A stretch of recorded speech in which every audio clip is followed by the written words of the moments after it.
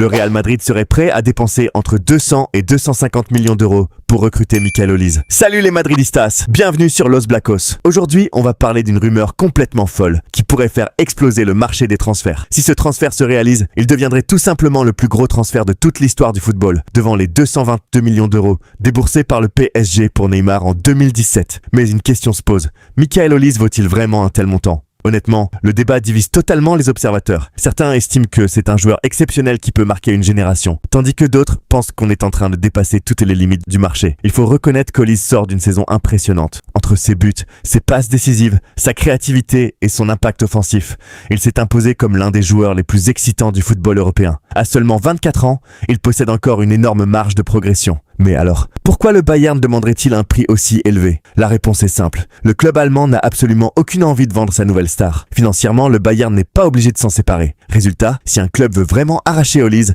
il faudra proposer une somme complètement hors norme. Et justement, le Real Madrid semble être le seul club capable de réaliser une telle opération. Pour certains consultants, ce montant est même logique. Si des joueurs beaucoup moins influents sont aujourd'hui transférés pour plus de 100 millions d'euros, alors un joueur du niveau d'Olise peut facilement dépasser les 200 millions. Il rappelle également qu'en près de 10 ans, le marché des transferts a énormément évolué. Les prix ont explosé et le record de Neymar pourrait enfin tomber. Mais tout le monde n'est pas d'accord. Pour beaucoup d'autres spécialistes, payer 250 millions d'euros pour Olise serait tout simplement déraisonnable. Selon eux, seuls des joueurs comme Neymar à son meilleur niveau ou Mbappé après Monaco pouvaient justifier de telles sommes. Ils reconnaissent qu'Olise est un immense talent, mais estiment qu'il n'a pas encore prouvé suffisamment pour devenir le joueur le plus cher de l'histoire. Et surtout, une telle dépense pourrait empêcher le Real Madrid de renforcer d'autres secteurs de son effectif. La vraie question est donc la suivante.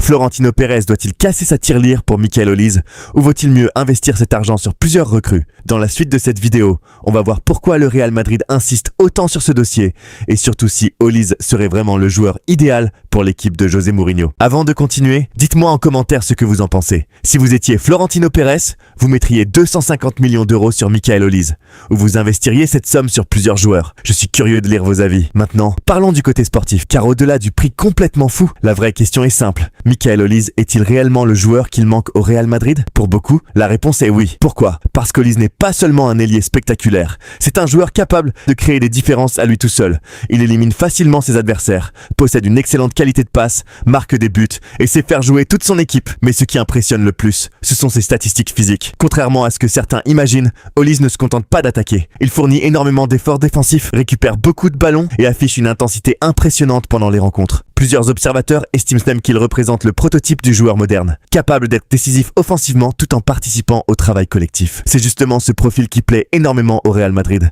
Mais un autre débat revient sans cesse. Olise a-t-il vraiment besoin de quitter le Bayern Munich? Car aujourd'hui, il évolue dans un club qui joue tous les titres, dispute chaque année la Ligue des Champions et lui offre un environnement idéal pour progresser. Beaucoup pensent qu'il devrait rester encore quelques saisons en Allemagne avant de franchir une nouvelle étape. D'autres, au contraire, estiment qu'un joueur de son niveau ne peut pas refuser le Real Madrid. Car il faut être honnête, quand le Real Madrid frappe à votre porte, très peu de joueurs disent non. Le prestige du club, son histoire, ses titres européens et l'aura du maillot blanc continuent d'attirer les meilleurs talents du monde. Et si Florentino Pérez décide réellement de passer à l'offensive, la pression risque d'être énorme. Mais imaginons maintenant qu'Olise signe au Real. Où jouerait-il exactement? C'est là que les avis commencent à diverger. Sur le papier, le Real Madrid possède déjà une attaque impressionnante avec Mbappé, Vinicius Junior, Jude Bellingham et Bernardo Silva, annoncés comme l'une des autres grandes cibles du club. Ajouter Michael Olise à cette équipe créerait un effectif tout simplement exceptionnel.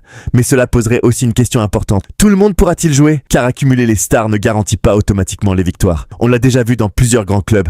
Avoir énormément de talent ne suffit pas. Il faut aussi trouver le bon équilibre collectif. Et c'est justement ce qui fait débat autour de cette possible arrivée. Dans la dernière partie, on va parler du rôle de José Mourinho, des raisons qui pourraient convaincre Olise de rejoindre le Real Madrid, et surtout je vais vous donner mon avis sur ce transfert historique. Maintenant, parlons d'un élément qui pourrait tout changer, José Mourinho. Si les rumeurs se confirment, le technicien portugais pourrait avoir un rôle important dans ce dossier. Mourinho apprécie les joueurs capables de faire la différence individuellement, mais aussi ceux qui travaillent pour l'équipe. Et sur ce point, Michael Olise coche presque toutes les cases. Cependant, certains spécialistes se demandent si son style de jeu s'adapterait parfaitement aux exigences de Mourinho. Le Portugais est réputé pour demander beaucoup d'efforts défensifs à ses attaquants et une discipline tactique irréprochable. Heureusement pour Olise, il a déjà montré qu'il était capable de faire ses efforts sans perdre son efficacité offensive. Mais malgré toutes ces qualités, une question demeure. Le Real Madrid a-t-il vraiment besoin de dépenser 250 millions d'euros pour un seul joueur? Avec une telle somme, le club pourrait recruter plusieurs renforts